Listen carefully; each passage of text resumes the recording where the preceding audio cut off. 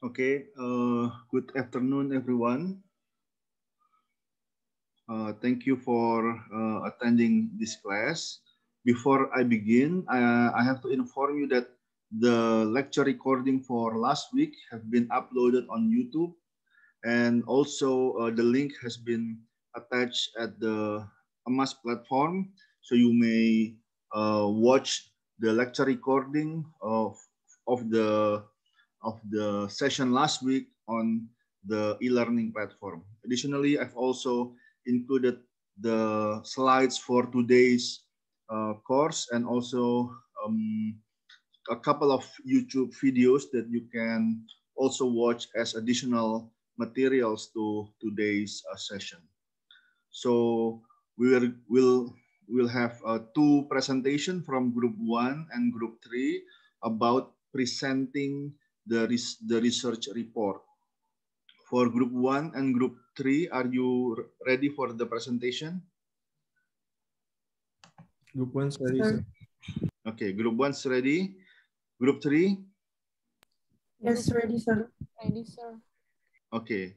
I think I'll let Group 3 first, because the syllabus originally Group 3 should present first. Group 3, are you ready for the presentation? Yes, sir. Okay, you may begin the presentation.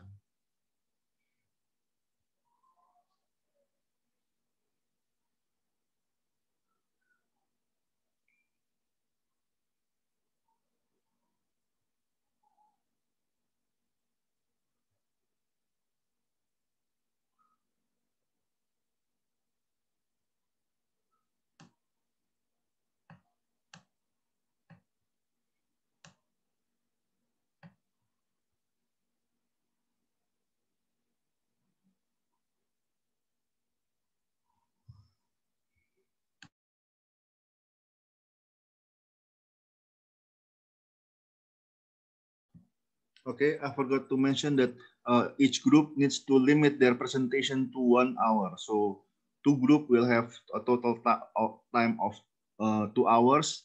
Hopefully we'll have a Q&A for after each group.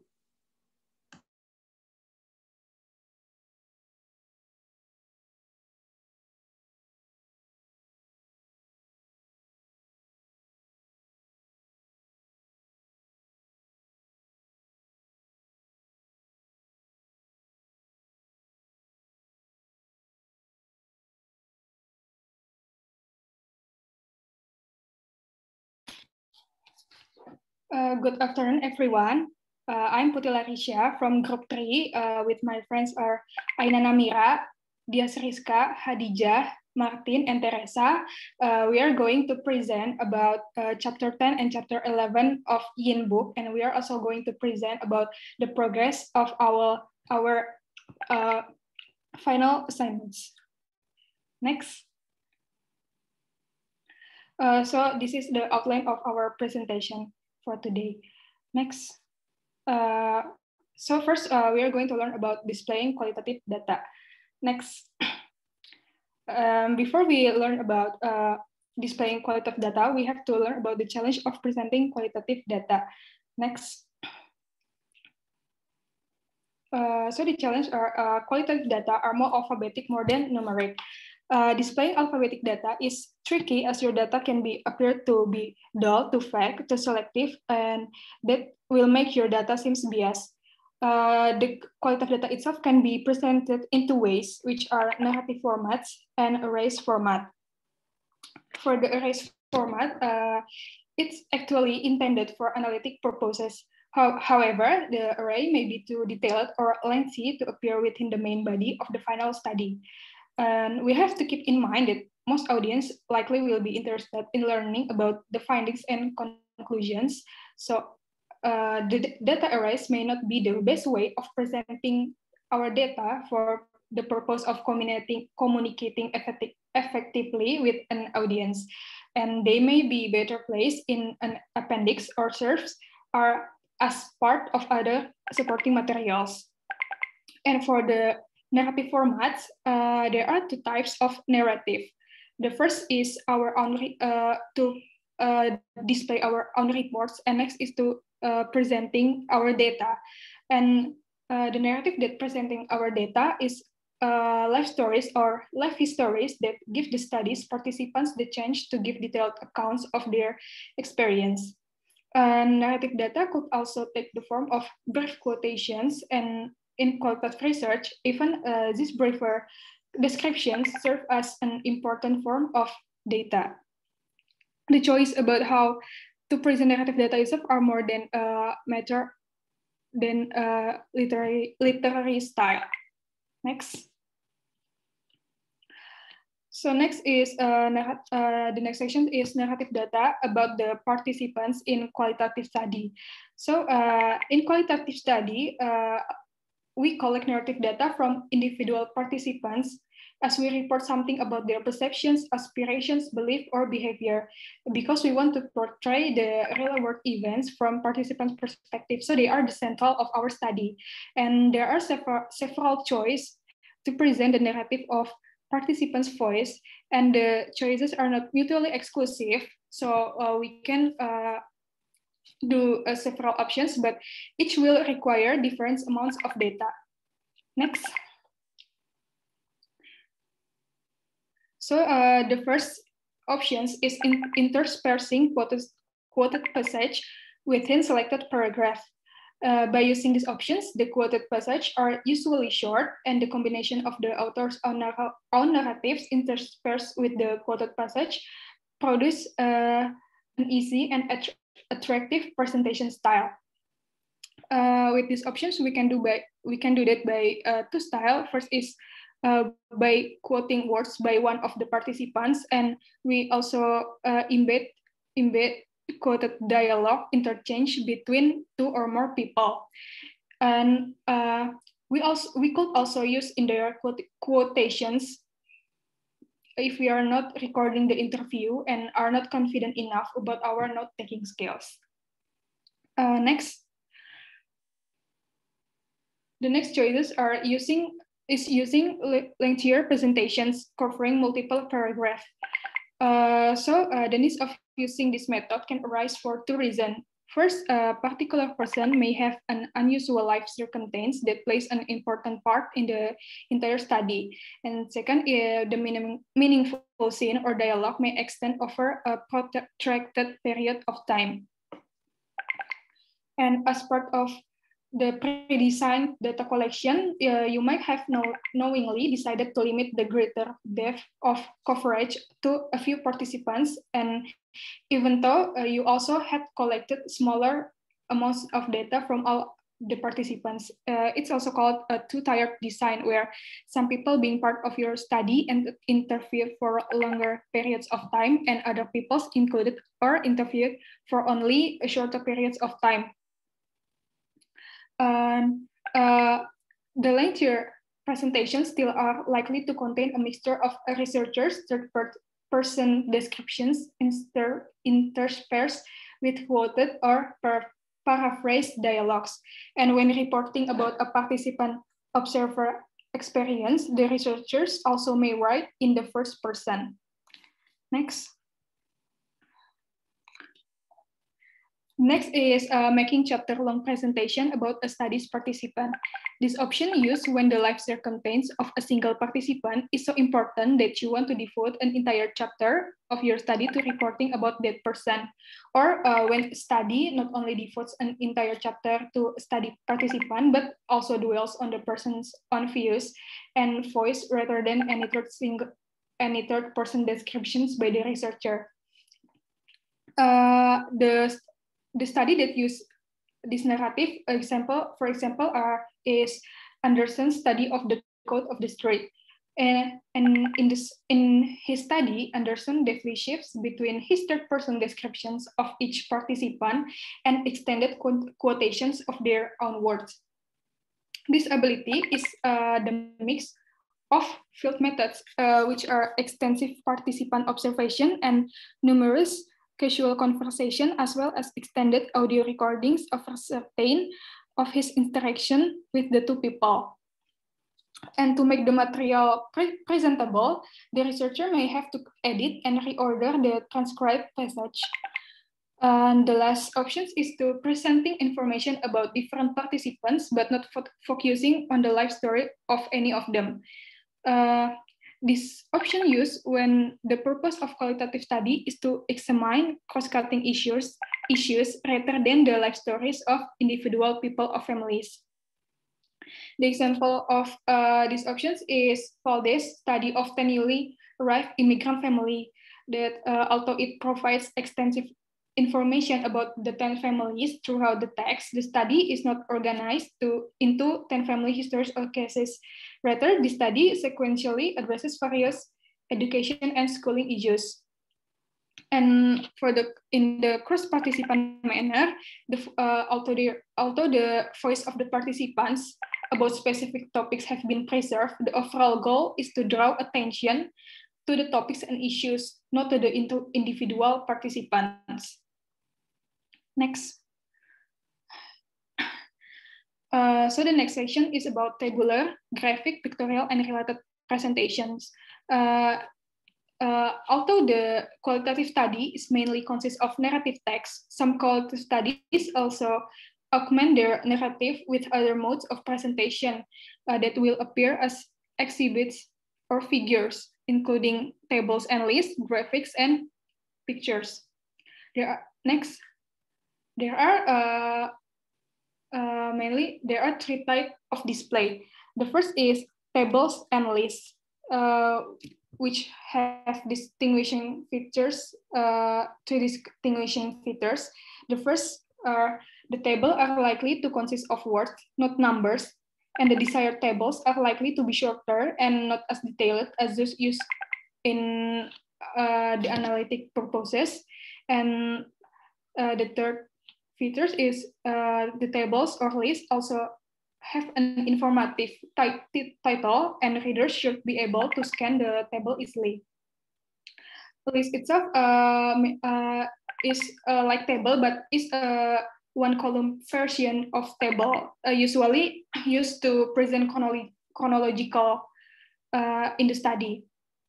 And for many qualitative studies, both table and list may cover the characteristic of the participants in a study. Example of this display is summary findings, chronology, aggregate characteristic of people studied or interviewed, and list of individual participants in study. The next display is graphic, which covers any kind of drawing, schema, or crafted work, usually used to present geographic map, spatial layout of a study area, hierarchical chart, flow chart, and family trace or other schemes. And the third display is pictures. It may be photograph or reproductions, and the reproduction itself is a copies of work produced by others. So it could be the photograph, but produced by other researchers. And for the pictures, it should be well chosen to reflect a central phase of a study and its context. First, photographs can reflect negatively on a study and on the inferred quality of the rest of study. So we have to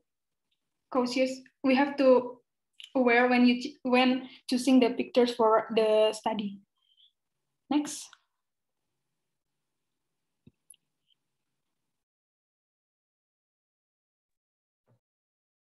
Okay, my name is Martin Tumpal. I will be the presenter for the next section, creating slide to accompany oral presentation. Next, please. So when we are presenting the results from our qualitative research, it is really good if we create slides to accompany our oral presentation. There are 5 hints that the book stated that we can consider in designing our slides so that we can communicate well with viewers. The first is slide artwork is not the same as the artwork for printed exhibits. The same item that served well as an exhibit in a printed format is not likely to be reusable as a slide without some formatting change. Slides need to use larger typeface, be simpler in concept, and be more readily to be understandable. It is better if we use fonts of 18 points or larger if we are speaking before audience sitting some distance from our screen. We still can get up to 15 easily visible lines of text on the slide, but however, such a slide will have too much information for our audience to handle as if we use all of the 15 lines of text. The second hint is for text-only slides.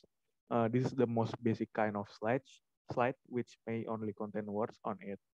In many cases, many speakers put too many words on a slide. Instead of identifying the keyword or phrases to make a point, the slide will contain an entire sentence. So if we are going to put words on a slide, limit them to the keyword in order to have audience remember the keyword as a mental cues for recalling more complete remarks that we delivered orally. And the third hint is taking advantage of slides free form. Putting lines of text on the slide, regardless of the number that we can fit, would nevertheless not seem to be the most advantageous use of slides. Better yet, would be to fill a slide's blank image with like tables, graphics, or maybe pictorial materials. And the fourth hint is using icons and choosing colors for artistic style. Icons and other symbols can help us to clarify more difficult conceptual relationship. And also in a similar manner, icons and other symbols can add artistic flavor to a slide as well, the color of the presentation itself. And for the last hint is slide as an adjunct to your presentation. Even when we have created a set of high quality slides, remember that they remain a supplementary tool. You and your performance still occupy center stage. So among other controllable strategies, this means that first is we need to working hard so that we do not simply read our presentation to our audience.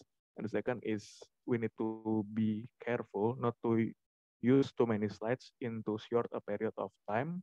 And last by me is we need to maintaining our audience focus on the substance of our work, not only the presentation design or aesthetic itself. Okay, next please. Okay, next will be continued by my friend.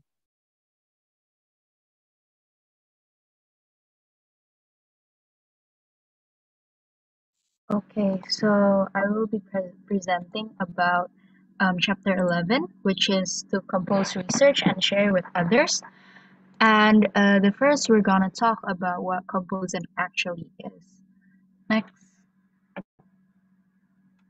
Okay, so whether in a written form or an oral form, a final research composition must accurately report a study's findings and conclusions, but in a compelling and attractive manner, such as what my friend has already explained before by using PowerPoint or other methods. The objective here is not just to present a study, but to communicate it with specific audiences. As the previous presenter have already mentioned also, qualitative study actually poses an additional challenge because it requires that the composition include a narration by the researchers.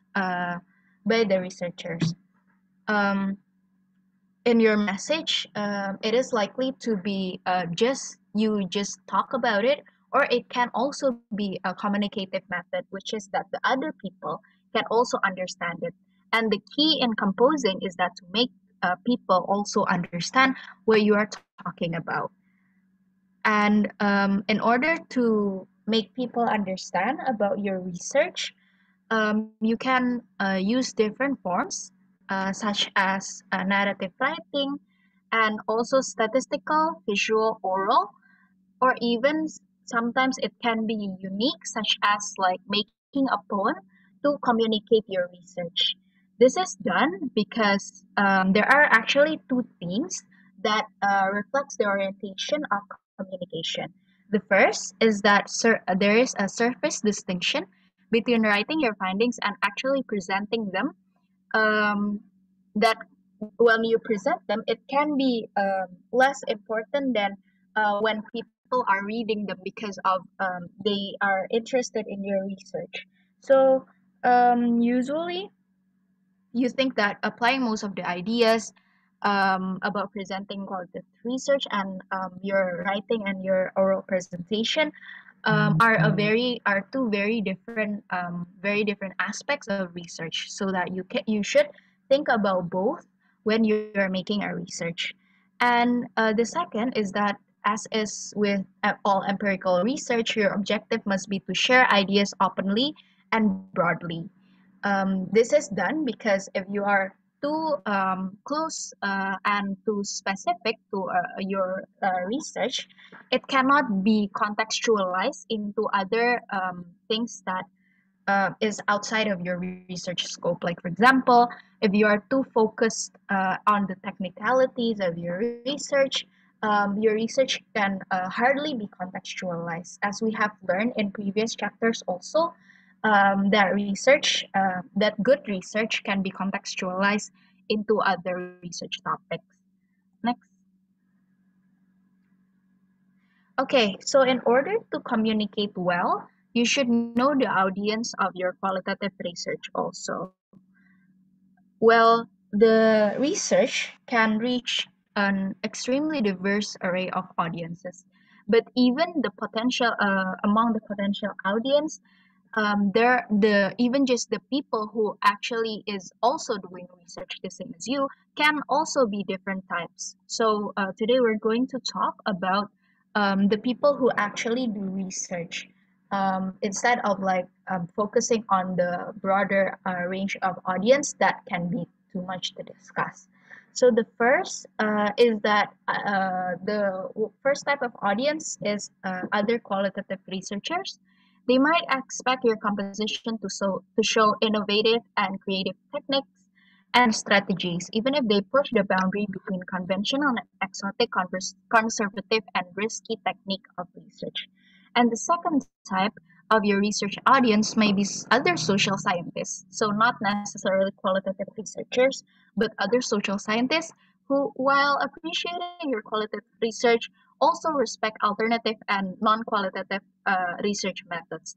Such an audience might expect your composition to show the pragmatic features befitting what it believes to be standard social science method, or a more realistic tales in the qualitative jargon. So the third type of audience, it's still among the researchers, might be more practical minded. So this is the people who actually practice what you research in day-to-day life.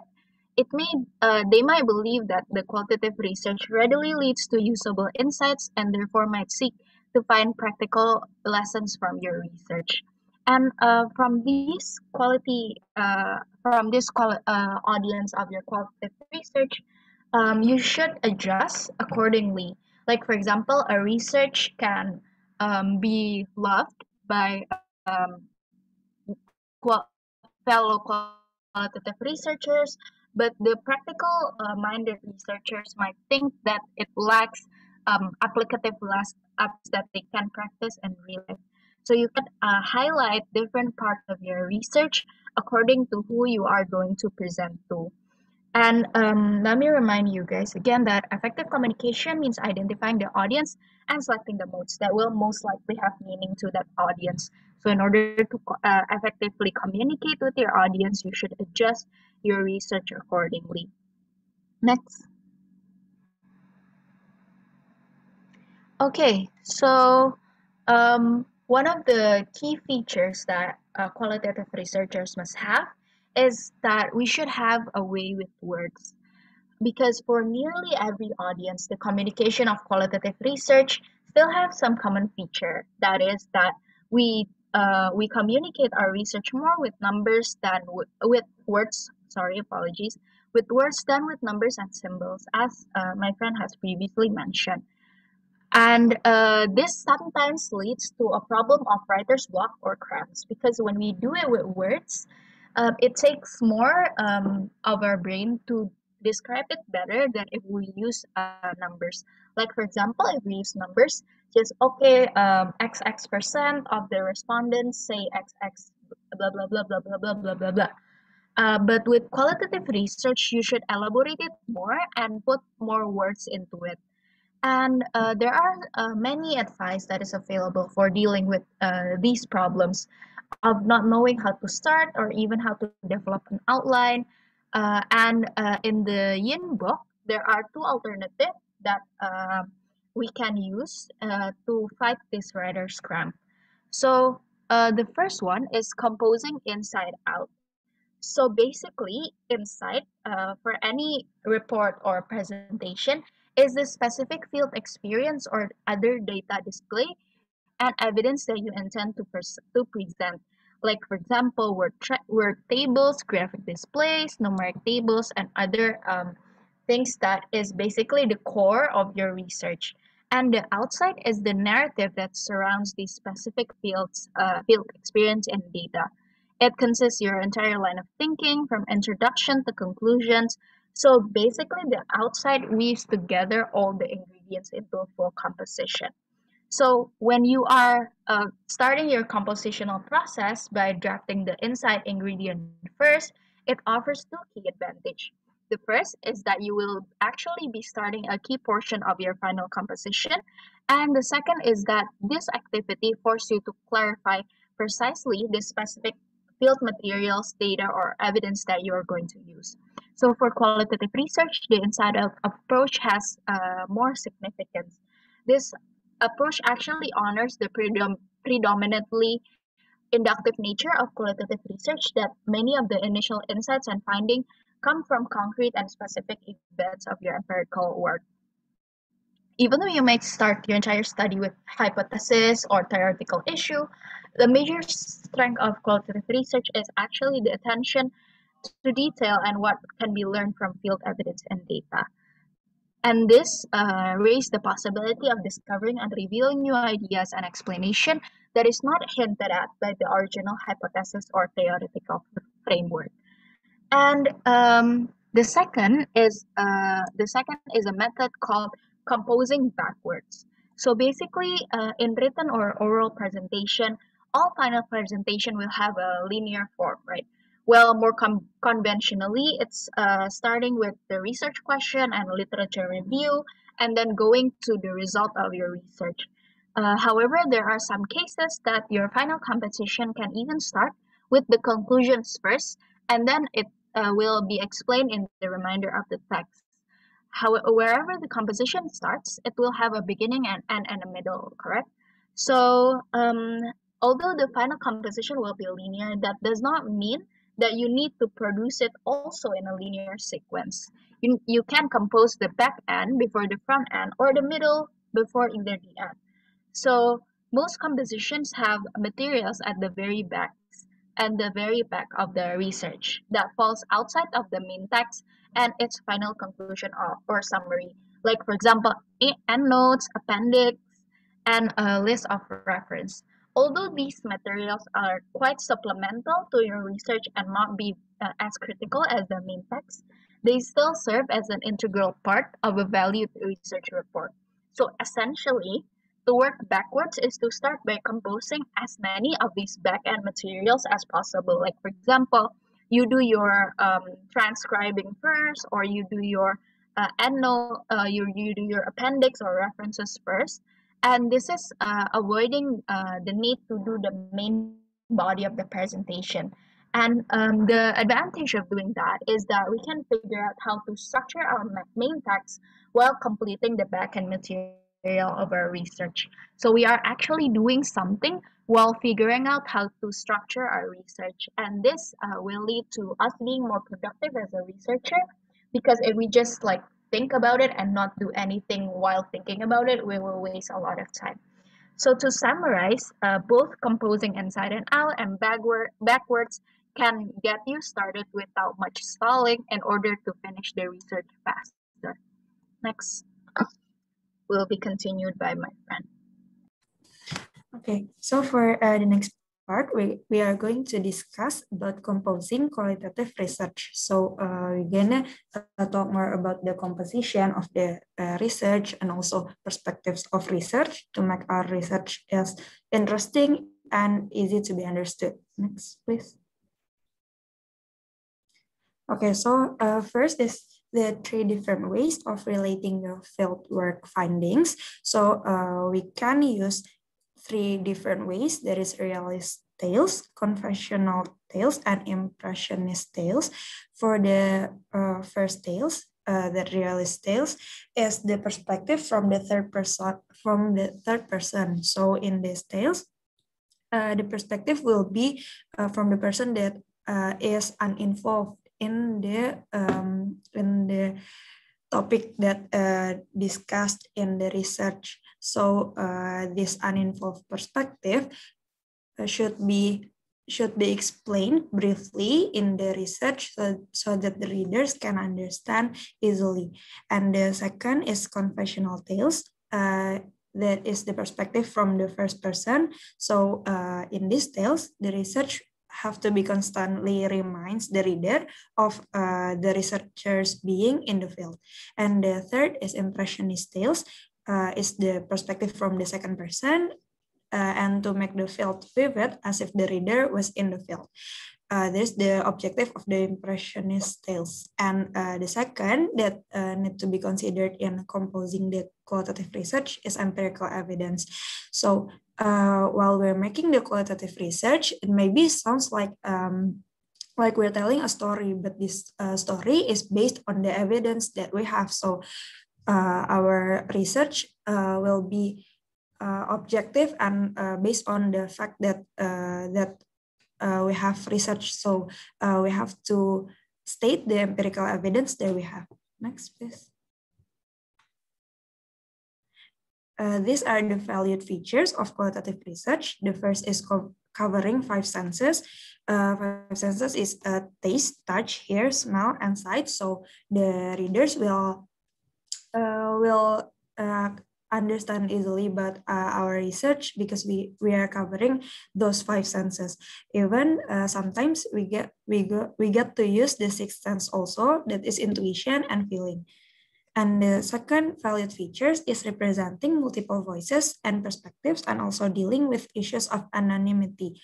So the research have to be clearly explained for any perspective of readers, especially on the first person perspective. And also the anonymity regarding to the privacy issues have to be considered as well. For example, maybe we state about a school in our research. We can state the school, but we can state the name of the school in details because we have to consider the privacy issues as well. Next, please. And the third valued features of qualitative research is being sensitive to the interpretive nature of your compositions. So we have 2 self-calls on qualitative research. We have declarative self-calls and reflexive self-calls. The declarative self-calls want to tell the world what have learned. So we explain the details about what the researchers have learned. So the explanation on our research is very, very detailed and include all the object that we have researched. And also the reflexive self-calls is to admit how researchers learn what they know. So we also include the process on how we collect the data and also how we interpret the data and so on. Next, please. Okay, so the next discussion is about presenting your declarative self. Next. So to present our declarative self, we have to start our composition of the research at an interesting place. So the beginning of a paragraph or a page in our research should be interesting. So how could we make the beginning is interesting? We can state the incident or the episode, and we can use the metaphor also. For example, this is the research from Brubaker, Fishmelt, Fox, and Grancias study about an abstraction, ethnicity, and nationhood. So the study begins with the removal of a flag from the embassy of the minority group with the aftermath of the event symbolizing the spirit of the national feelings being studied. So they state the incident or the episode in the beginning of the paragraph or the beginning of the page to make our compositions can be interesting because the beginning of our paragraph or pages will determine that our readers will interested to read furthermore on our research or not. And the second one is differing shapes of compositions. So the most used shapes of compositions in qualitative research is hourglass shape. So this shape starts with broader issues for a section or two, and then it provides empirical evidence or highlight in the middle of the part, and also it ends with the broader issues again. So in the end, we have to also mention the general issues and also the conclusion of our research. Next, please. And then the third one is using plain words and minimizing research jargon. So we have to avoid jargon that could not be understood by all people. For example, if we have words that are only can be understood by some of the people or just some groups, we have to avoid that so that our research can be understood well by all the readers. So in order to avoid jargon and also using plain words, we have to make sure that our research is using the concrete and not abstract terms. And also we use the words that our family and personal friends, not just our professional colleagues, are likely to understand. And also we have to use shorter and smaller words rather than longer and bigger ones. And the fourth is making headings or the titles or of exhibits state a substantive message. So as we all know, the title is have a big impact on how the readers could interested or not in our research. So in order to make headings state a substantive message, we have to make the title or headings is attractive. And also we have to highlight part on the composition, and the titles of exhibits should be easy to understand. Next, please. Okay, and will be continued by my friend. Thank you. Okay, my name is Teresa, and I want to continue the presentation. I will explain about presenting your reflexive self. Next. The reflexive self expresses how you know what your declarative self has presented. You may consider the essence of the text to be one of reporting your research methods or presenting any other important reservation. The reflexive self also exists in all scientific inquiry. However, unlike other research fields, qualitative research methods are more complicated. So the reflexive self needs the greater exposure. For example, you also may consider the text to include some statement and description of your worldview and the positioning of your study. Next. The next is making your research lens. The main complication arises from the fact that the researcher are likely to be the major research instrument in collecting your data.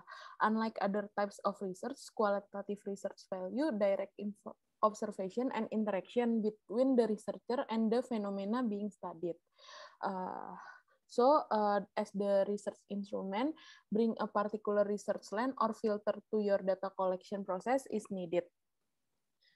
Because no lens is free of bias. Every lens has subjective and objective qualities. The goal is to provide the audience with sufficient information that it can make its own assessment of the potential. So you should provide the insight into the relationship between what you are reporting and the circumstances. And also you should try hard to identify the feature of your lens that are made by your declarative self. Depending on your audience, you can present all of these features in a friendly and insightful manner or as a methodic discussion of strength and weakness. The description can appear in any of the three places. The first one is can be in preface to your work. The second, the methods can be discussed in the body of the text. And the third is the description can be presented in appendix. Next.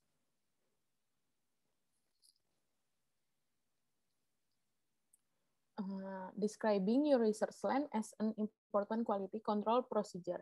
Everyone's lens leads to selectivity in the scope of study, the choice of relevant data to be collected in the field, and the interpretation of the findings.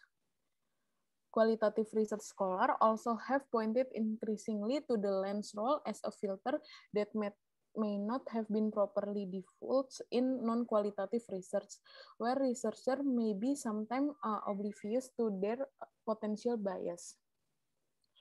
By doing qualitative research, the best study cannot eliminate the influence, but need recognize them as explicitly the possible. So the goal is provide sufficient information as a quality control measure to enable audience to reinterpret if needed by your interpretation. Next, please. Keeping your reflexive self under control. In this case, there are two textual construction, narrative footnotes and parenthetical remarks. Both forms give you opportunity to add reflexive detail, either to embellish the text with some additional self-observation or to express a caveat about some point being made in the text. Whichever the function, the tone of these footnotes and parenthetical remarks generally takes that a theatrical aside. As one critic said about the narrative footnotes that were too extensive, there seem to be two authors, one above the line and the other is below the line. So limiting your aside and keeping your reflexive self under the control when writing or making oral presentation will lead to better communication about your main themes. And also other benefit is that you will have more time to invest in the main themes rather than composing and reworking the footnotes and parenthetical remarks. Next. The reflexive self also reveals itself in your prefatory remarks, which may appear in the preface of a book or in the introductory remarks of an oral presentation. The substance of the most preface, not just an qualitative research, but at least can cover two lines of thought. The first is the preface may contain a bit of background on how you become interested and engaged in the topic being studied. For qualitative research, you can see how this could readily lead to a more systematic discussion for your lens. The second one is a substantive preface also can contextualize the topic being studied. For the books, the preface is another place for early browsing by potential readers. Also will help them determine whether a book merits further examination. But an unfortunate gap in the literature is the absence of the guidance in composing sound but attractive preface. Given this lack, you should give careful attention to what appears in your preface. To personal and approach, which may appear self-centered, but to distant and approach risk appearing cold and mechanical, which may be off-putting for a work on qualitative research. Next, please. Okay, that's all for me, and it will be continued by my friend. Thank you. Okay, hello everyone. My name is Aina, and I'll be the next presenter. For the last material is about reworking your composition.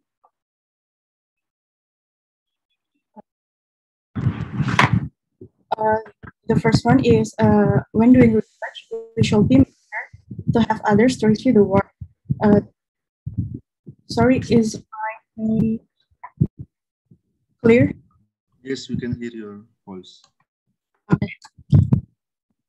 There are reviewers who can help with the working process. The first one, participant.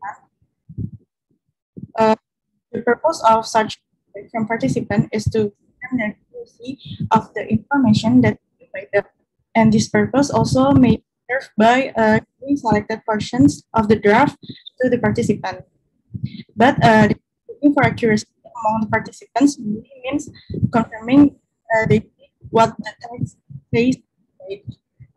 Another purpose of gaining feedback may be to obtain additional insight and reaction, as the participant now can see what the researcher put together for the first time. In this situation, the researcher might share the entire graph to the, and the next one is the second reviewer is peers. Peers and colleagues similar to those who will be reviewing your on behalf of journals and other publications and may be considered part of the conventional peer review process. The feedback from peers can be written or form, and when during the peer review process, they should be maintain their confidence, responsive. Also, having thought that through the process, the researcher having to revise or rethink their composition as a result of the feedback that will inevitably strengthen research. Which, in this sense, the researcher are beneficiary of others' guidance, and they should be grateful that such guidance shared freely. Peer reviews can offer any number of comments from the soft ones to the VIP, so the researcher will be ready for these kind of comments. So, are the example of the year's review. The researcher shows that every reviewer has his or his own implicit view on how research is best done. And this preference are usually revealed by the reviewer's work. Thus, one way of knowing about reviewers' research or practice is to access and read their work. For qualitative research itself, such preparation is highly recommended. Those who are likely to serve as the reviewers are also likely to have considerably different views on qualitative research as a whole and to vary in their preference for different approach in qualitative research. And the is about time and effort working. The working process may involve several rigorous algorithmic composition with the same or different reviewers providing feedback for each version. The more reward the composition, then the better it is likely to be. Reward involve many facets of the composition. This includes technical errors, sharp interpretations, and the logic connecting your evidence, interpretation, and conclusion. Then re-examine your data in alternative ways, considering alternative interpretation that were provided by others. Also, or limiting your the comments about the significance of the work in relation to broader theoretical or and then copy editing, proofreading, and reviewing co-editors' work.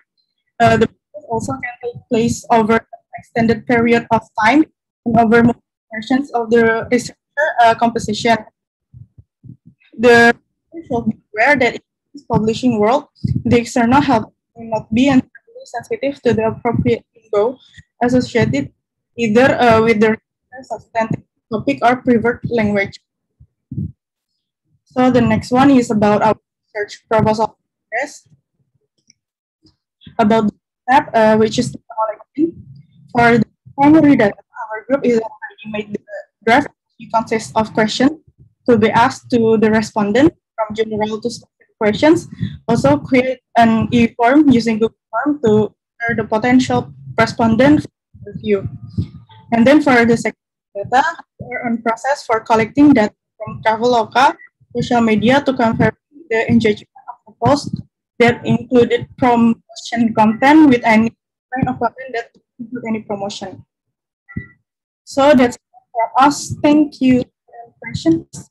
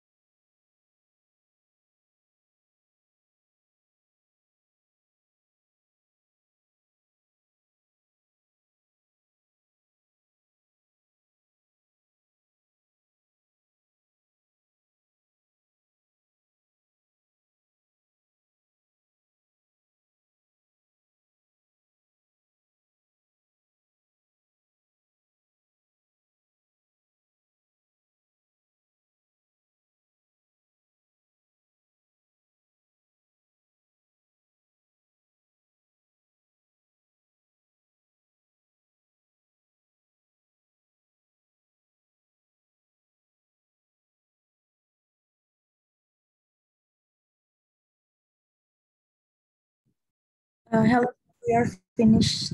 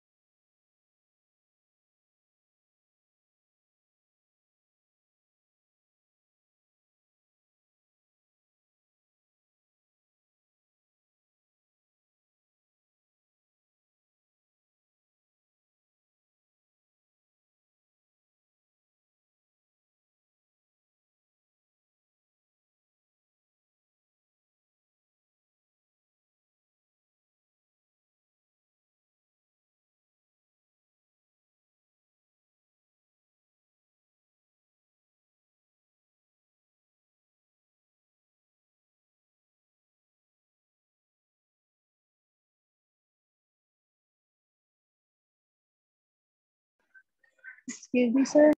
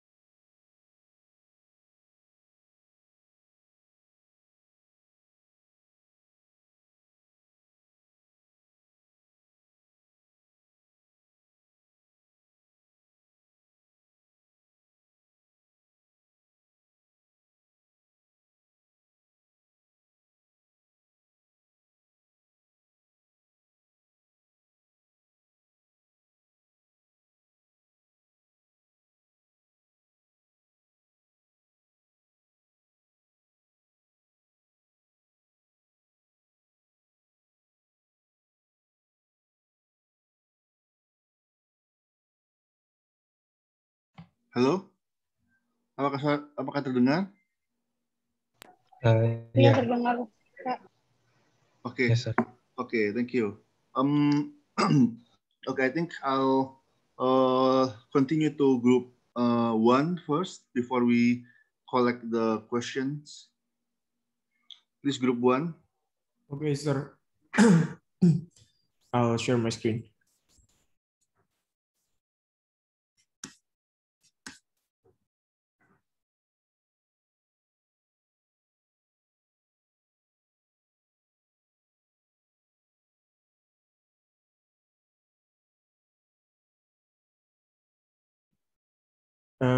Is my screen? Can you guys see my screen? Yes. Yes.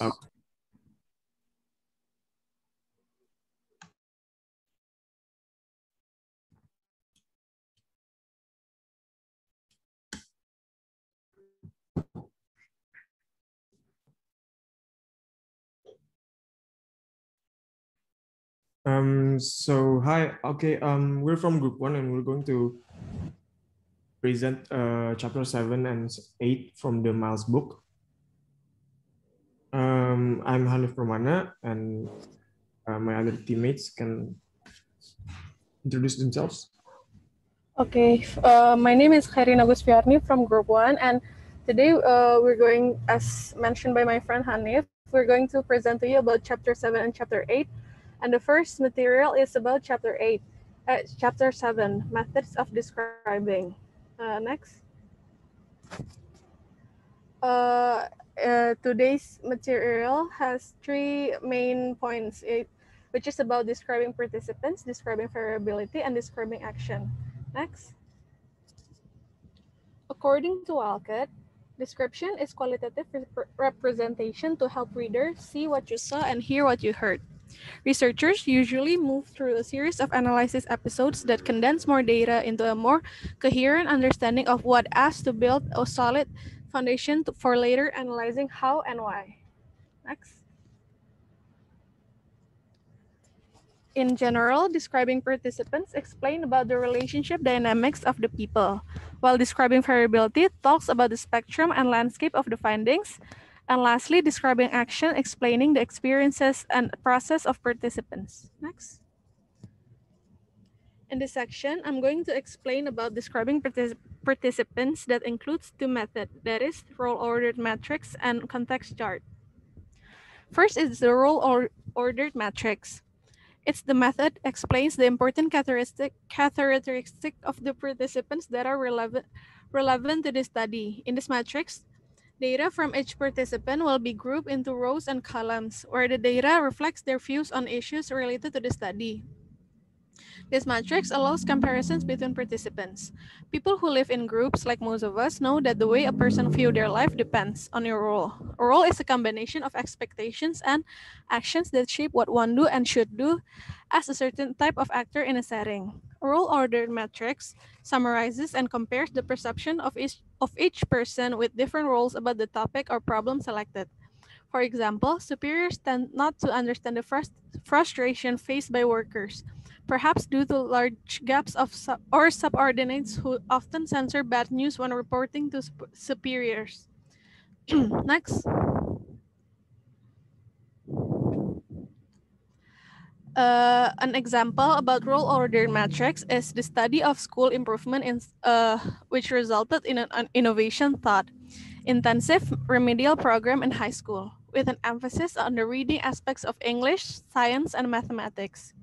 The question that was tested on this case is how do people react to an innovation when they first encounter it? This general question can be divided into several questions, namely, which aspects of the innovations are salient and stand out? How do people size up the innovation in relation to its implementation? What changes will be required? How good a fit is the innovation to people's previous classroom styles or working arrangements? And next. In making the matrix, the role sections can be divided based on the roles that are assessed as having responses or reactions to these questions.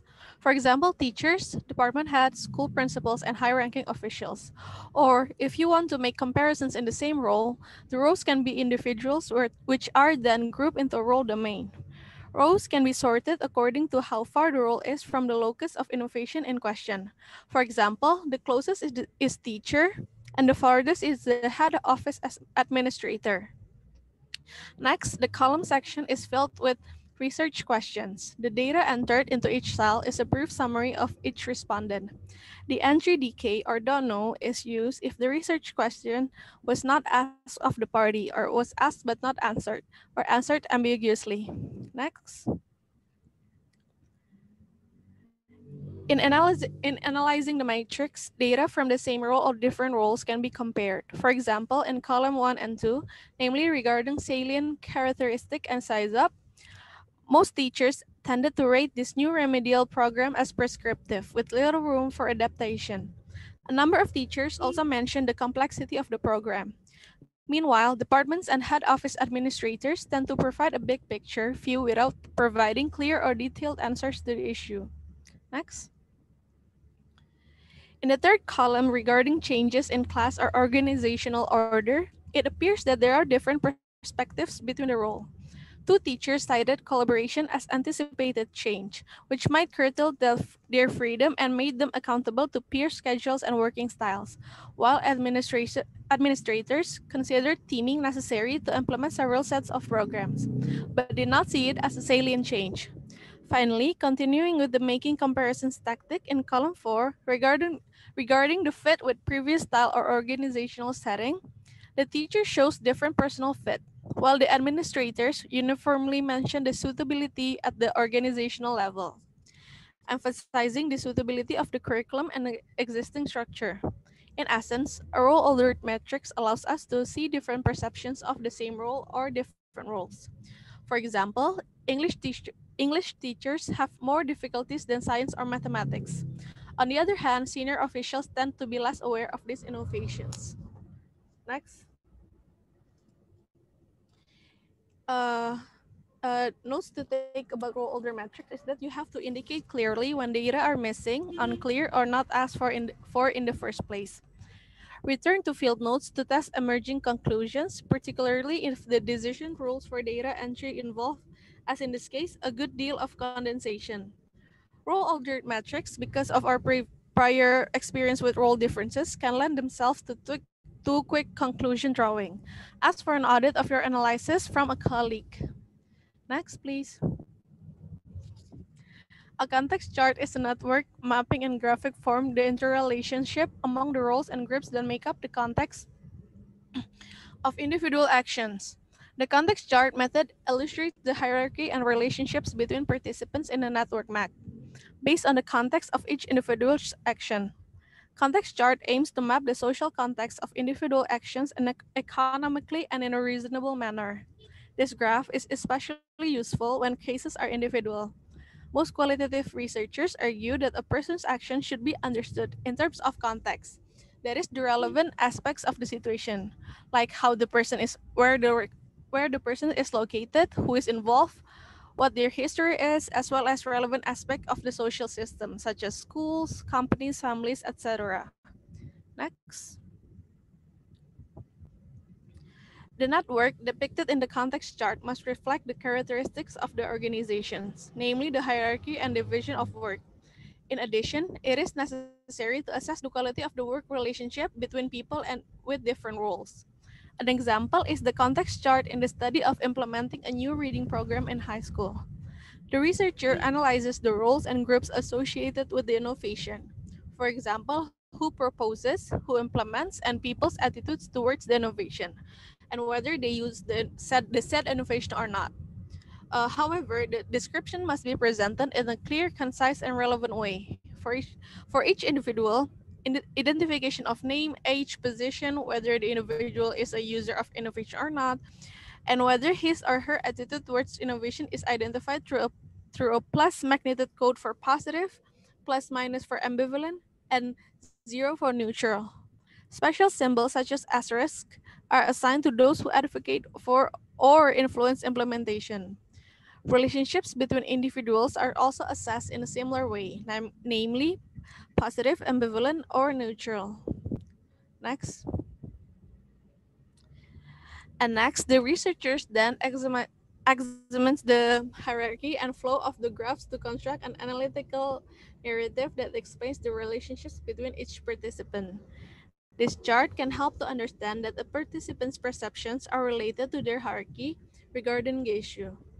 Context charts can use other symbols, for example, dotted lines for informal influence and bold lines for big impact.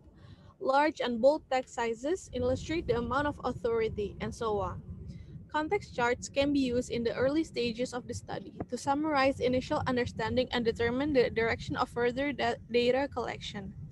The initial context chart can be simple and later further evolve as the field study continues. Next. That's it from my material. Next will be continued by my friend. Thank you. Good afternoon, everyone. My name is Kyla, and I'm going to continue the presentation about describing variability. Okay, next. So there are three methods in describing variability, and the first one is construct table. So a construct table can show the variability of a range of a central construct in a study. And it includes data that highlight the variable properties and or dimensions of one key construct or concept, variable, category, and etc. of interest from a study. And the application of a construct table is particularly valuable for qualitative surveys, grounded theory, researches, and also phenomenological studies. It would enable the analyst to focus on one core item of interest, construct, concept, variable, core category, phenomenon, etc. And this would be better explained with the following example. So the example here is there's a survey to see how participation in high school theater and speech programming may have influenced and affected the participants' adult life course trajectories. Or in other words, it can be seen from their careers. And here, the variability in the amount and quality of a lifelong impact was observed.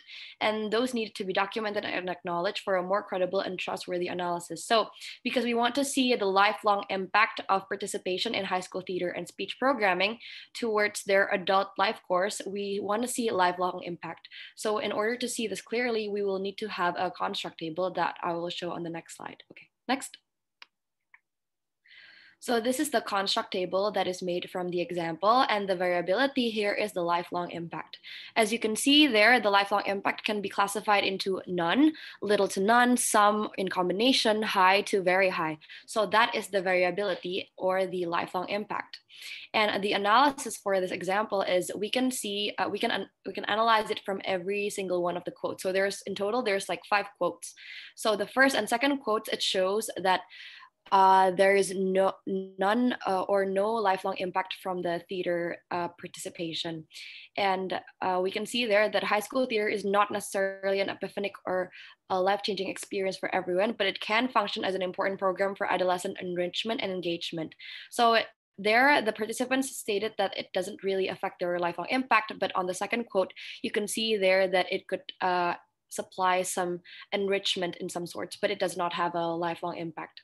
And the third quote is it shows that theater and or speech experiences alone in and of themselves cannot be solely credited with the generating a successful adult career. And the fourth quote shows that a teacher in the field can have significant influence on a student during his adolescent development, which may in turn significantly affect his adult life course. And the fifth one, which is the very high lifelong impact, shows that the art form guided by a nurturing teacher can literally and powerfully influence and even save a human life. So from this construct table, we can also see that gender does not necessarily play a role within the variability of a lifelong impact, but the class or the year that they enroll in the school or in this theater program does, because the most recent of the class, which is 199, which is the class of 99, says that it has a very high lifelong impact. So from this construct table, we can see clearly from each quote and each variability more clearly.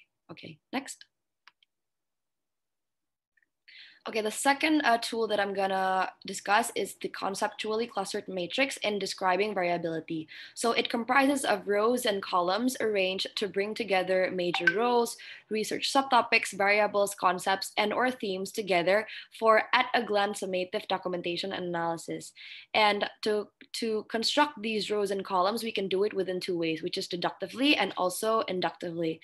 So deductively, the analyst or the researcher can at first have some priori ideas about the key concepts, but we can also do it inductively, in which we, during early analysis, we can find that participants are giving very similar or vastly different responses, and we can work ourselves from there.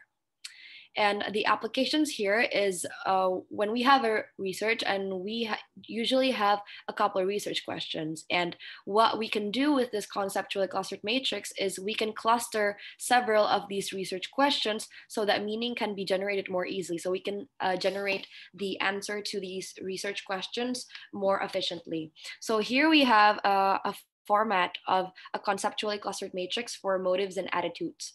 And there we can divide it into a couple columns, which is participants, and also for the research question itself, we divide them into 4, which is according to the research question. So it's motives, career relevance, centrality, and also initial attitudes.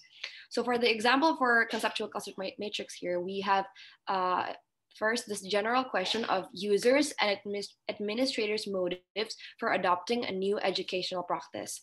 And from this research, we also have a more specific question, which is whether these motives were career-centered or whether the participants thought that they could get a promotion or transfer out of the project.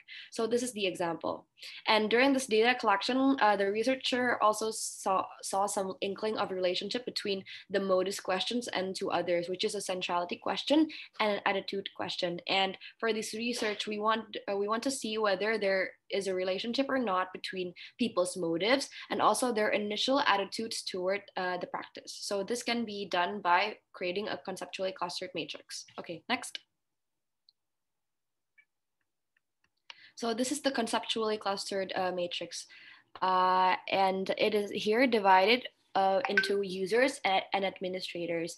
And there's a couple of ways that we can read through these conceptually clustered matrix. First, if we read across the rows, we can see that there are relations between the variables. And if we read down the columns, we can also make comparisons between each of the answers. And if we scan down the columns, it would also help us in making, again, contrast and comparisons, and it would help us to generate leads for a follow-up analysis from these answers. Okay, next. And this is a continuation of the matrix because it's quite long, the answers of the participants. So it's divided into 2 parts. But if we look across the rows of each of these conceptually constructed matrix, we can also see relations between the variables. For example, that we can see that 2 out of 3 career motivated users, there is a relationship among the variables of high centrality and also favorable attitudes.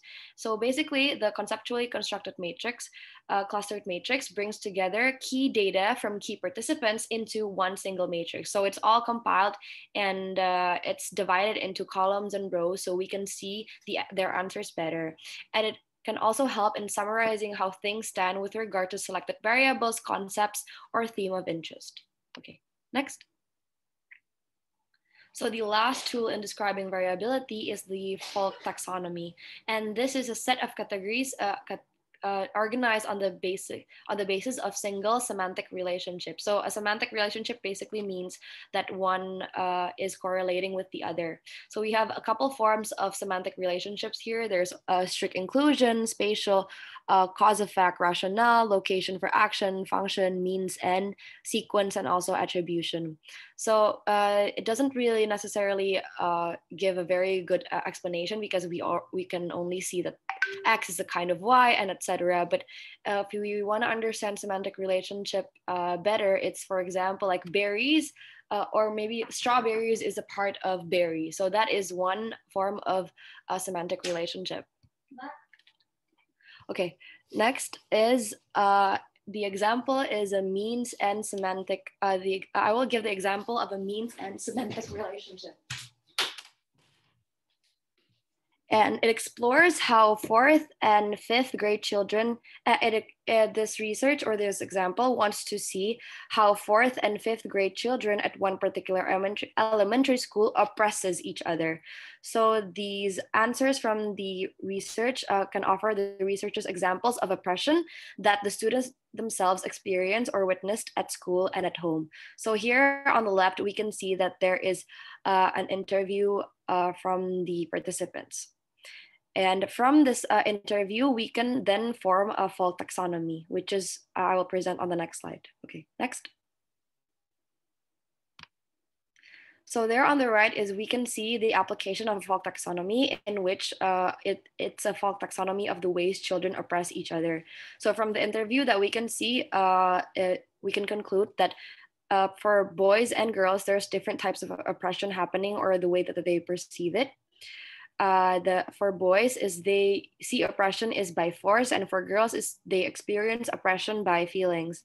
And the analysis here is that the children told the researchers that the oppression was either by force or by feelings, usually enacted by boys and girls. And from these two major categories, some were folk terms told to us by the children. So for example, we can see there like fighting, scratching, and pushing is from the students themselves. But we can also add some keywords that is from the researchers themselves. And by eyeballing or just looking at a glance of the fault taxonomy, it can lead to analytic insights or questions for further investigation. And it's also important to note that the fault taxonomy is not a perfect model. So it does not necessarily tell us everything that we need from the research, but it's very useful for researchers that focuses on more social or cultural studies. And it's more explaining that there are heuristic for mapping. It is more for an analytic tool for heuristic mapping complexity to grasp at a glance at the constituent elements of a culture. Okay, so that is it for describing variability. Next will be continued by my friend. Thank you. Okay, next is my turn. So this part is the describing action. In this part, we will explain about how what are options in describing action in our research. Next, please. Okay, so this is some course of describing action. There's 3 best course of describing action, and this is their description. So first is using VGNets. So VGNet is a focused description of a series of event taken to be representative, typical, or emblematic in case of studying, and it also has a narrative story-like structure that preserves chronological flow. So think it something like a way of writing the report regarding your finding, but like writing a narrative story, or like something like a narrative story. In Indonesia, VGNets, maybe you can call it like deskripsi schematis. So second one is the poetic display. So poetic display is arranged carefully selected portion of qualitative data into traditional and variant poetic structure for evocative representation and representation of a study. Its findings or a study and also its findings or a key participant perspective. And the last one is the cognitive maps. So a cognitive maps display a person representation of concept or process about a particular domain, showing the relationship flows and dynamics among the data. Next. So first is regarding the VGNet. So the application. So the application VGNets are rich prosaic rendering of primarily frameworks observation, but can also include adaptation of stories embedded within interview transcript to better tell the audience regarding the activity and so on. Also, it's evocatively written VGNets can useful corrective when your data code displayed and pondered on somehow lack meaning and contextual richness. So and also collaborative written richness offer an opportunity to engage study participants actively in producing, reflecting on, and learning from the data. And next. Here's the example of the VGNet that I said. So example, there's a case, one event observed during fieldwork period was a school district wide speech tournament for its junior high school student, and further down are except from the raw field notes that were taken during this off-campus event. There's sketchy, hastily written joytics about the slice of action that happened no more than 3 minutes of real time. So about the festival and speech in the festival. So they write it down as like the series of narrative below, like Beatrice did don't drink and drive speech, alien south, you go B, and she was coming up the stage. Beatrice spoke softly, little inflection, needed prompting from another Martinez schoolgirl about 4 times. When Beatrice come back to the round, Nancy rubs her shoulder, and Beatrice look hurt yet smiles, and as if she was about to cry. So like I about to say, the way you're writing the data in VGNet's way of description is you write it like a narrative story. Next. So the next one is the poetic display. So the application, so at the times at the researcher can feel overwhelmed by a massive amount of detail in database and need to grasp most of important or silent contents.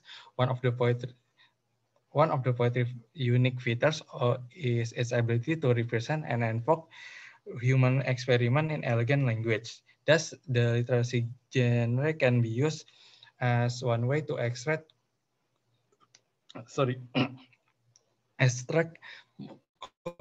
core meanings from a large collection of text. Think about it, portrait like you only take the or data of the interview narration, and you develop it into more interesting and persuasive part for your research.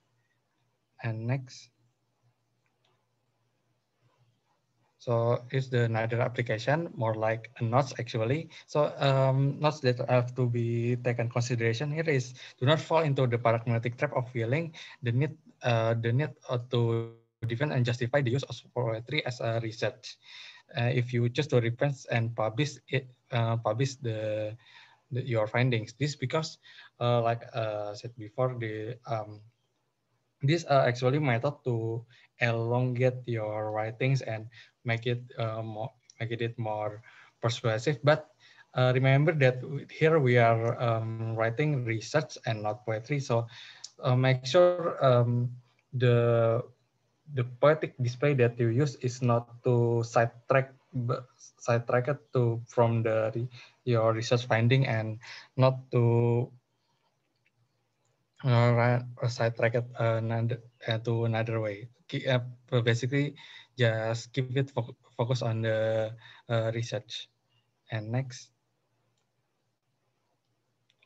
So the last one is the cognitive maps. So the application. So there are sometimes the visual representation of concept and process is more effective than narrative alone. So the cognitive maps are the one way to efficiently and elegantly portraying what may be going through the people's mind as they reflect or enact an experience. And also for the case, they're often focused on an individual level. We need display that show us and the complexity of the person activity. And also they can be used to represent portfolio in non-hierarchical network form as a collection of nodes and nodes attached by links, and also extended by arrows. And that what makes the cognitive maps is our best attempt to put into fixed form of dynamic and sometimes idiosyncratic thinking process of participant. Next. Here's the example of cognitive maps, like I said before. Basically, it's maps that like being stated before. Basically, we connecting nodes by arrows and stripes. Like here we have cognitive map of one person house cleaning process, like being shown in the graph. First, the chronological display of their activity each day. So Wednesday, the activity are classified by the preparation. There's laundry, check, and clear schedule.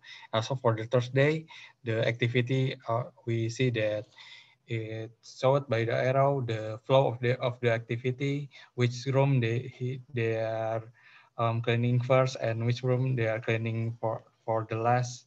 And also on the Friday we can basically we move to the more complex activity, like on each room what things that we have to do first and until the last activity.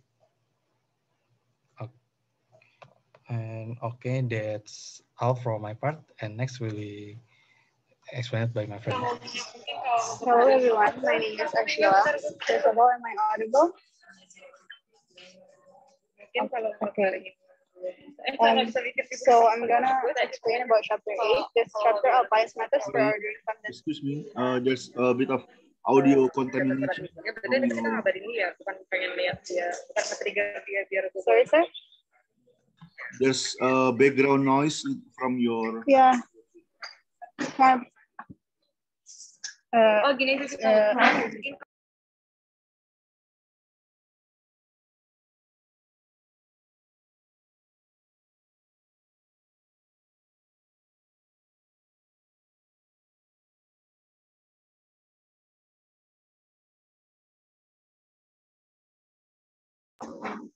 Excuse me, is it better now? Yes, it's much better. Thank you. Okay, so my name is Arshila, and I'm gonna explain the next chapter, which is chapter 8, methods of ordering. This chapter outlines methods for ordering condensed data according to time, processes, and cases. The ordering provides foundations for determining sequences and hierarchies for further analytic work. Next. The first topic of this chapter is ordering by time. There are 3 types of ordering by time, which are event listing matrix, growth gradient, and time ordered matrix. And there will be explained further after this. Next. The first one is event listing matrix. An event listing matrix arranges a series of concrete events by chronological time periods, sorting them into several categories. Qualitative researchers are always interested in events, which are what, when, and what their connections to the events are, to preserve chronology and eliminate the process occurring. A process, after all, is essentially a string of coherently related events. Typically, these interests lead to production of an extended narrative arranged in a proper time sequence. The problem is that is going straight to an extended narrative from written upfield notes, runs, and acute risk. But the event listing is a good way to guarding against false chronologies. It creates a matrix-based outline for your narrative. Next, Okay, this is an example of an event listing matrix. The display shows how this technique worked out for a 1970s innovation called SCORE-ON, a laboratory for teaching remedial math and reading skills to children pulled out of their regular classes. The time periods were initially defined conceptually from a general adoption implementation model, but labels for each period came from the actual core activities during that period.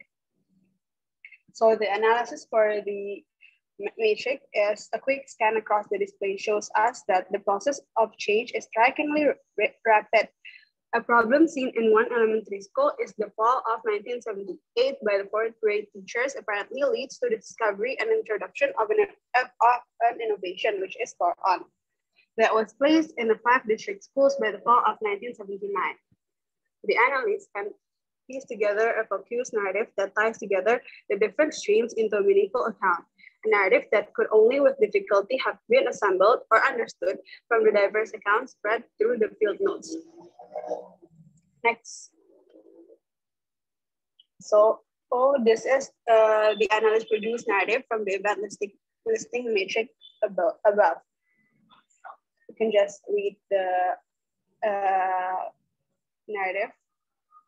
Next. So from the narrative produced, you can see that the narrative, which is both straightforwardly descriptive and analytic, helps knit together and flesh out events at the different levels of the chart. The analyst can add explanatory conditions or states that show us how one event led to another. The return to the field notes often turns up other critical events or supporting information not originally in the display, and the narrative is more understandable when read in conjunction with the display and vice versa. When the first version of the display is filled in, start a draft of a focused narrative. That step will require you to return the field notes as you go. You have to stay open to the idea of adding new events to the listing or subtracting events that seem trivial or irrelevant. Next. So next I'm gonna explain about growth gradients. Growth gradient is a graphic display that illustrates the amounts, levels, or qualities of changes across time through the use of points and links accompanied with text. Events can sometimes be conceptualized as associated with some underlying variable that changes through time. That variable can serve as a proposed or central view of a growth gradient. The illustration provides a long-term picture of a process or a cumulative connect the dots map-related events. The display is a simple network display designed to show the growth gradient of an innovation used in one case for us. For a school improvement study. The network is ordered chronologically with 5 distinct and separated periods. The vertical dimension show the numbers of users and horizontal dimension represents time. The points or notes are noteworthy events, and the lines or links have an implicit meaning, which is followed by. Each point is labeled with a more specific month and sometimes a date to mark an event that seems to the analyst significant to the innovation's implementation and history. Next. So a growth gradient can map up not just increases, but also decreases, stability, surges, turning points, the erratic and idiosyncratic through time. These patterns are particularly revealing when they seem to emerge gradually or accumulate considerably. You can also map out 2 or 3 variables at a time on a growth gradient, which may reveal some interesting interrelationship and possibly causal factors at work. Next. So the last type of ordering by time is time-ordered matrix, which is a column arranged chronologically by time period to determine when particular phenomena occurred. Row contents depend on what else you're studying. this matrix is somewhat comparable with the event listing matrix that we have discussed before, but the time order matrix emphasize sequence, timing, and stability of processes and experiences. With qualitative data, you can track sequences, processes, and flow, and are not restricted to snapshots. The time ordered matrix display time link data, referring to phenomena that are bigger than specific events, so as to understand what was happening. We can use this descriptive time-ordered metrics like this when your data are fairly complete to begin developing possible explanations that can be tested by moving back to the coded field notes. Next. This is an example of the time-ordered matrix. Looking at the display on the left, you can begin to see drift or gradual shift expressing accumulated tendency underlying specific changes. We can note an important structural shift in the second year, moving away from random student to selection or to self-selection. The field notes showed that this decision was precipitated by principals and counselors who opposed entry by college-bound students and wanted the program to be a sort of safety valve for poorly performing and alienated students. One way of resolving these problems is to boil down the matrix to first to verify the tendency observed in the initial analysis, and next to summarize the core information for the researcher and the reader. So we can see the display on the right as a summary table. Reading the tendency column and using the tactic of counting the number of mentions for each theme confirms the accuracy of the initial analysis. The core themes are indeed stiffer achievement demands, more control, increased regionalization, and reduced individualization. From this matrix, we might even try for an overarching label to typify usable in the report of findings. Okay, so that's it for my presentation, and we'll be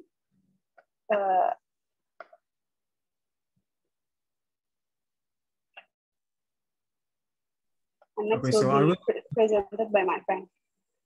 I will continue the presentation on ordering processes, in which we have three frameworks to order by process, which are decision modeling, event state network, and composite sequence analysis, in which decision modeling maps out specific choices and actions we take for a particular process, and event state network illustrates how events and their transitional states can be plotted as a flow diagram, and lastly, composite sequence analysis integrates multiple participants' journey into a single diagram.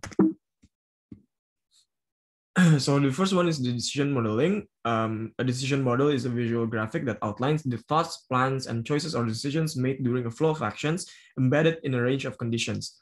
Decision modeling is either an individual or a collectively display of the options available for a particular process and the possible pathways that can be taken, usually, but not exclusively, based on yes or no alternatives, in which applications include making the inexplicit visible and analyzing recurring decisions involving many people and complex situations.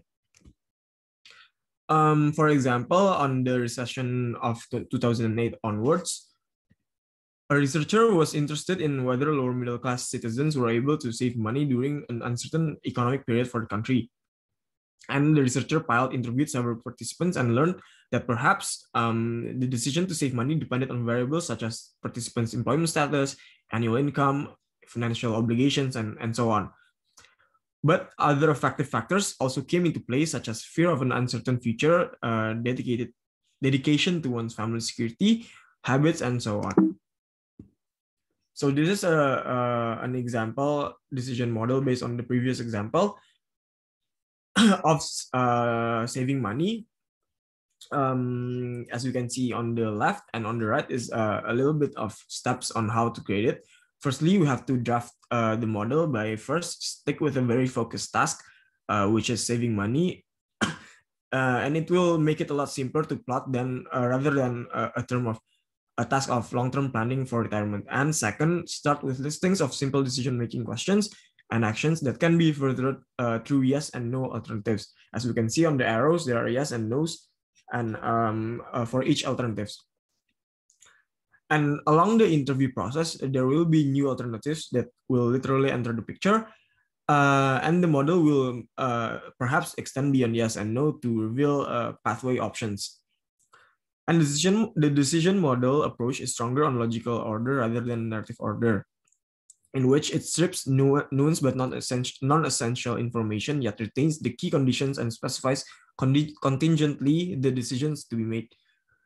Each person's path must be represented accurately, even though some more idiosyncratic features may need to be generalized to a more abstract version. So in the decision model, if there will be differences in each person's processes, but we need to take another look to the idiosyncratic features and generalize it in order for it to be able to be implemented to other researches. And so the second framework is the event state network, in which it is the visual and processual adaptation and representation of an event listing matrix that Ashila has just explained before. In which in the illustration, events will be depicted by boxes, in which the sharp edges imply specificity and a narrow time span. And states or conditions will be illustrated by bubbles, in which the round edges imply more diffuseness, less concreteness, and existence over a longer time. We connect the boxes and bubbles by lines and arrows to show what led to what in this process. And states or conditions are not as time limited as events and often serve as the mediators or links between specific events.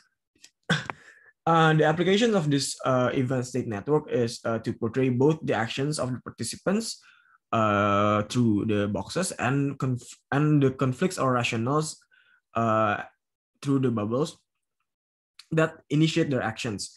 Thus, this network is thus a heuristic and deducing from data, not just what happened, but the possible motivation for how and why. So this is the example from the event listing into the event state network, in which by the time that an event listing matrix is generated, we usually have a set of implicit generalizations about why things happen as they did. And event state networks are a way of making those ideas explicit and verifiable. As we can see, there are bubbles and boxes in the event state network chart on the right. And there's also a time bound on the bottom of the chart. And so these arrows will depict a rather causation between each event and state. And the last one in the ordering processes framework is the composite sequence analysis, in which this composite sequence analysis extracts typical stories or scenarios from multiple individual cases to develop a collective network that represents their common and unique features in meaningful sequences and paths, in which the applications include when there is on occasions when you need to describe multiple participants' journeys through time. This framework graphically illustrates the participants' collective journey across time and/or space, while maintaining the tangential and idiosyncratic veer-offs necessary for texture and detail.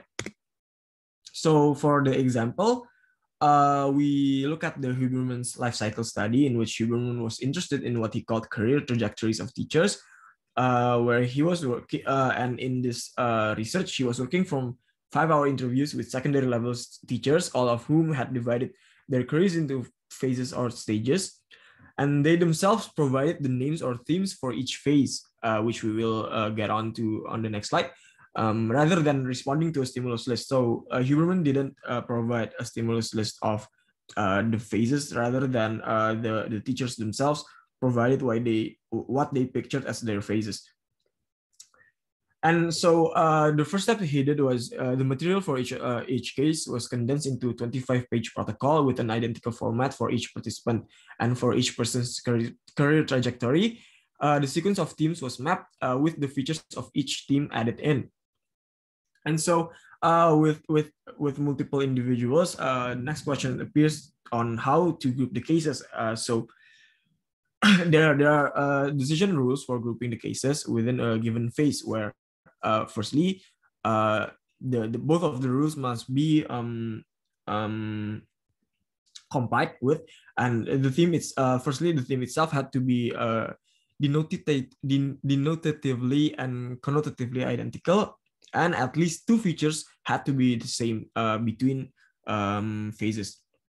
So for example, if one participant might name a phase called stabilizing and another would call the phase settling down, well, actually, both the teachers were at the same point in their sequence, and each used two of the same features to describe that phase. So we we conclude that stabilizing and settling down is the same phase, and we then call this phase another name. And so this is one of the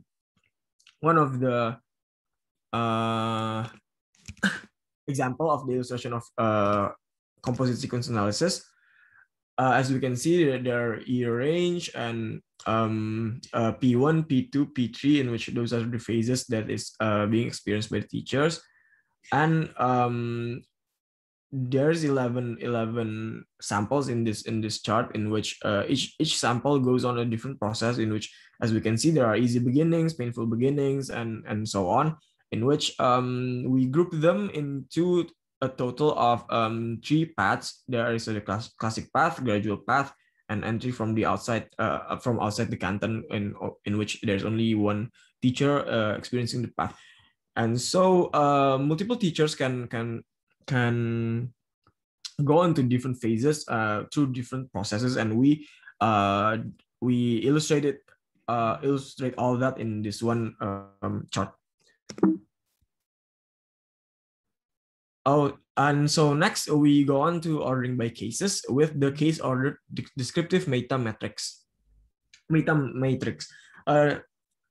This contains first level descriptive data from all cases, but the cases are ordered according to the main variable being examined, in which the application is when cases are ordered according to some variable of interest. We can see the differences among high, medium, and low cases. Below is the example of the format for the example on this framework that was provided by the Miles book, in which they were studying on student impact data. And this is part of the matrix, in which part of the metamatrix there are two parts, in which they ordered the cases based on the impact, high impact, and then moderate impact, and then continuing to low impact with only one case with low impact. And they also use codes such as U, A, C, P, E, S, and U for user, A for administrator, and so on. And they also underlined letters to refer if the variable is mentioned by at least two persons, and a code of X for presence of dissenting or conflicting opinion. And so that will be the end of our presentation on chapters 7 and 8.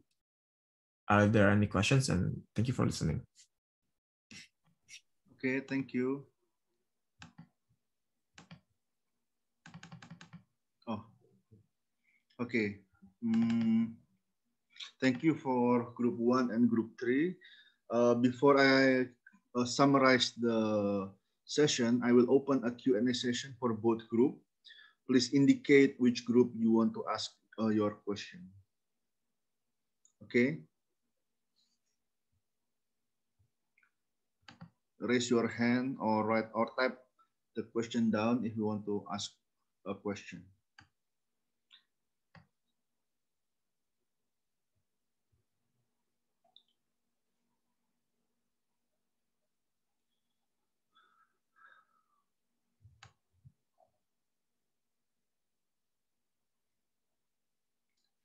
So everything's clear? All good? Wow. Okay.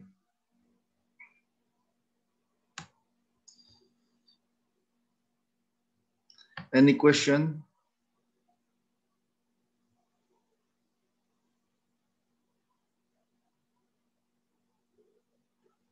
Okay, since there's no question, I'll summarize the session. So presenting the case result in this session shows the insight of the qualitative research and design a learning experience from the case. So basically, what we have seen are ways for the qualitative researcher to summarize, to present an insight that can be used for themselves to take conclusion, or to be presented to someone else and have them learn something from the presentation.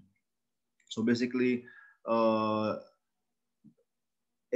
case research result should describe the phenomenon with the usual format, the 5W and 1H: what, why, when, how, who, and where.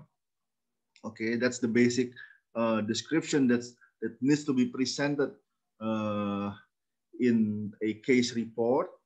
But also, the report should present a pattern of data, either from numbers, text, pictures, etc., that can be described using matrices or diagrams.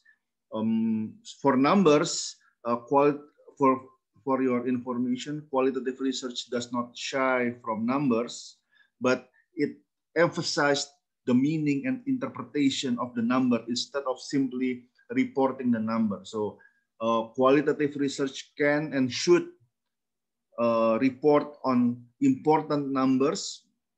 That is fine, but it's not simply the number, but it's more of the interpretation. So what, or what is the meaning behind those figures, those percentage, and so forth. And also for the next pattern of data that needs to be described is using text. And I think this is basically the dominant form of reporting. So you have to describe your findings in thick descriptions. So I think there's already a lot of material on what is the meaning of thick description. And it's no poetry, yes, I agree, but a solid and engaging prose does not hurt. So when you're writing your report, it doesn't have to be poetry, but it should be solid with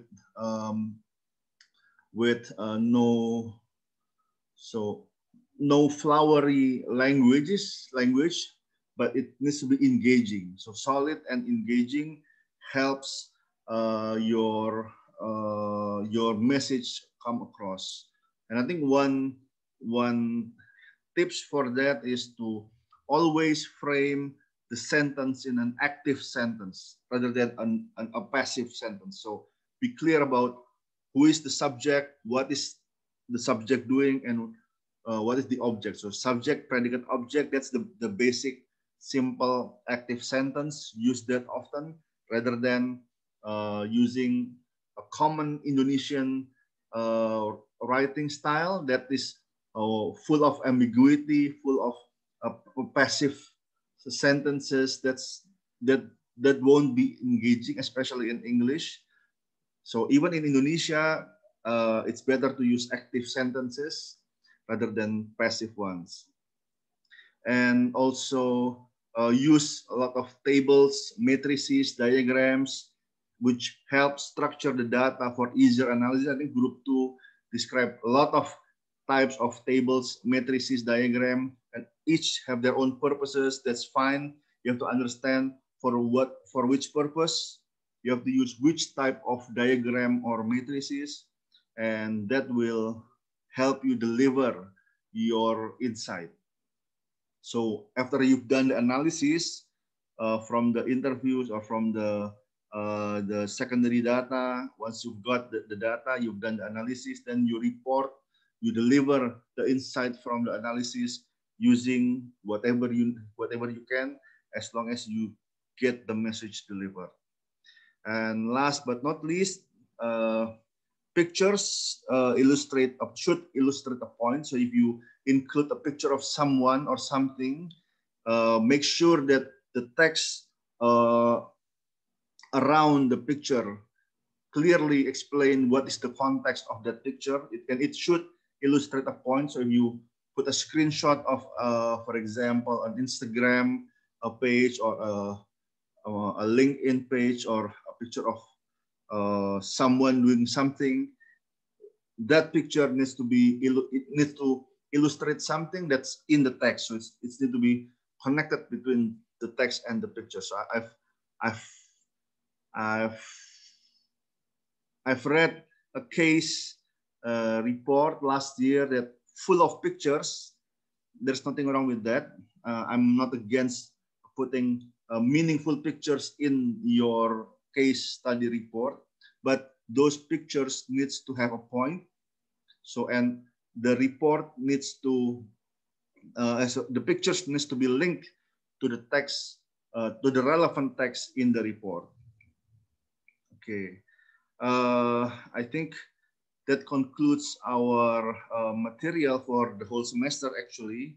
So for your final project, it will be due in 14 days. So there will be no session next week, but there will be one in a fortnight, in 14 days. I will expect you to submit a draft of the case study report and also a video recording of the presentation. Roughly, I think roughly 30 minutes. So make 30 minutes video maximum of the presentation. You can record them with Google Meet or with Zoom, whatever recording software you use, and send me the link to the presentation. So basically, the presentation will not be delivered live, but it will be pre-recorded before the final session.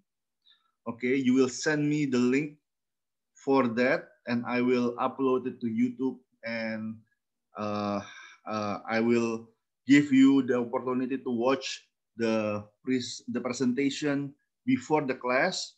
So for the final session in a fortnight, we will focus on the feedback and the Q&A for each group.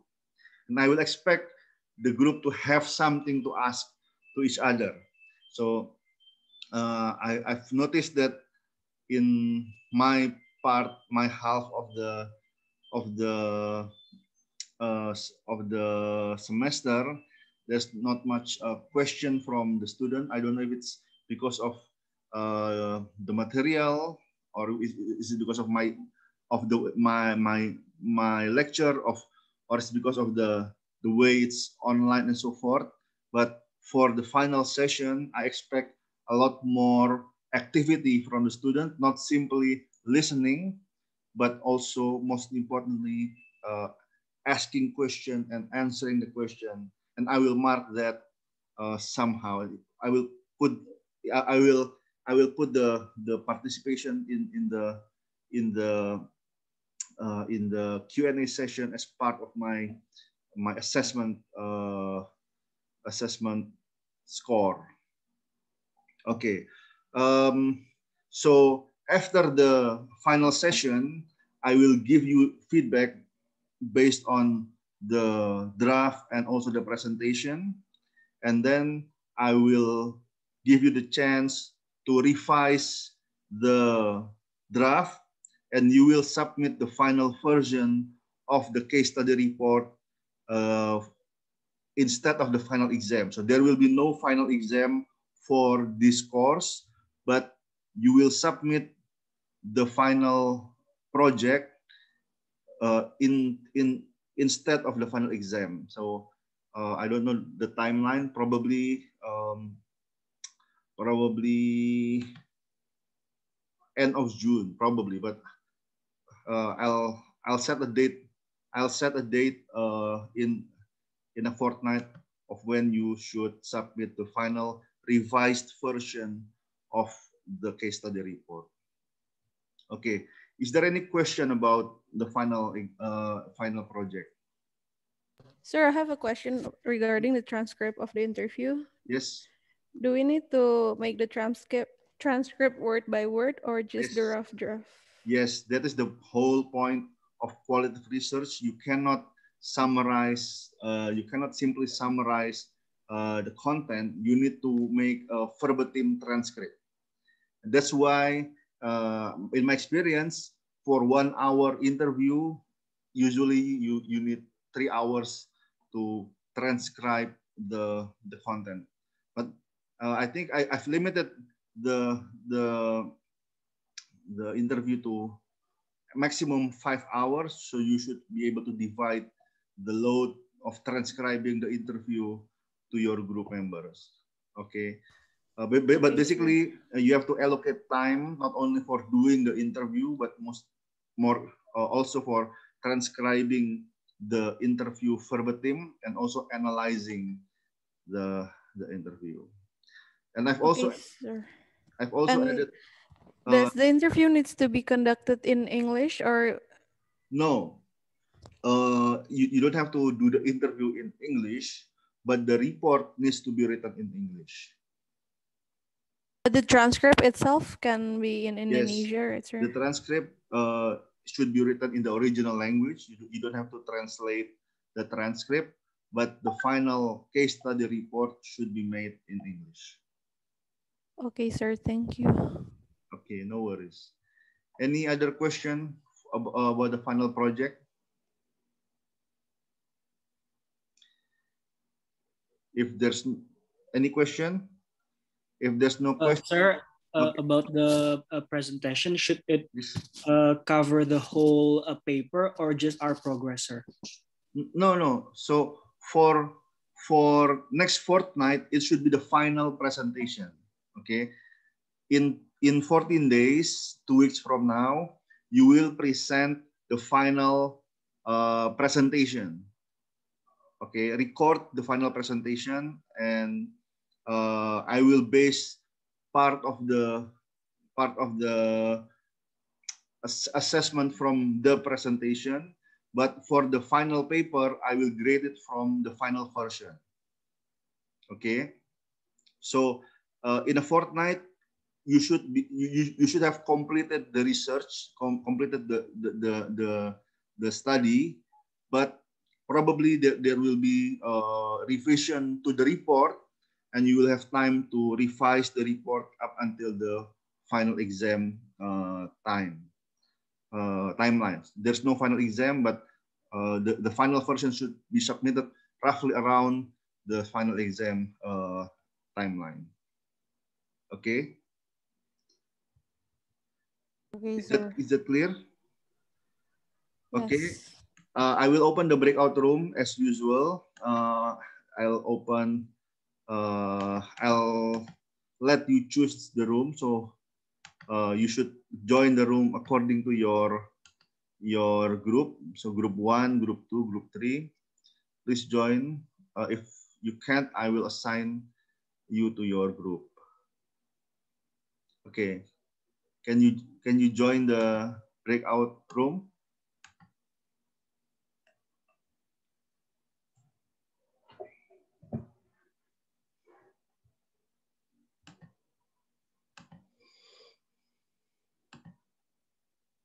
Sir, I'm sorry, but I haven't been submitted to the breakout room.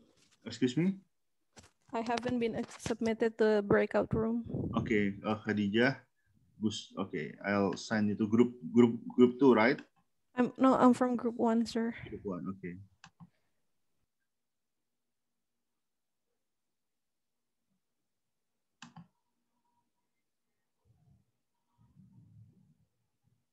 Khadijah, who's Nudini?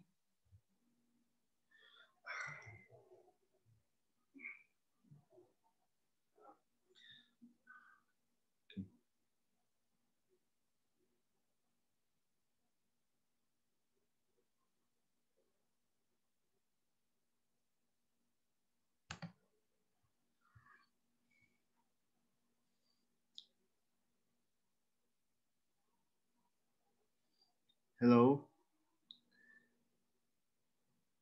Are you group 2? Yes, sir. Sorry. Okay. Mine was disconnected. No worries. I'll send you to group 2.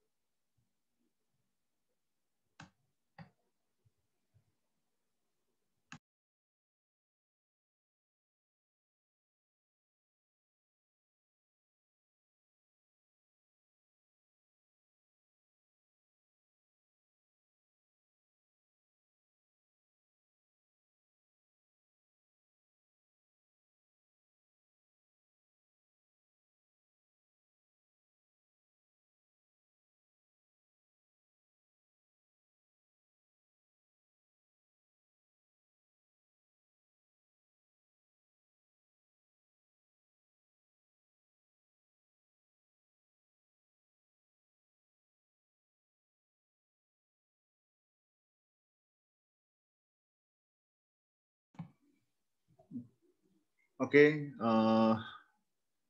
Okay. I think the breakout room is already closed. Okay. I think that is all for our session today. So for our next session, I'd like to remind all of you that the presentation for the case report is due in the next fortnight. Okay, so there will be no session for next week, so you can focus your time on completing the study, and you should finish all of the data collection and analysis by next fortnight,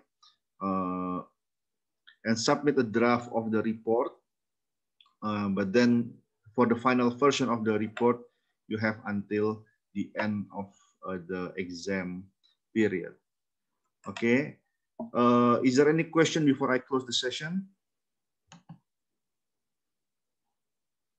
Okay, if there's no question, thank you very much. See you in a fortnight. Selamat sore. Assalamualaikum warahmatullahi wabarakatuh.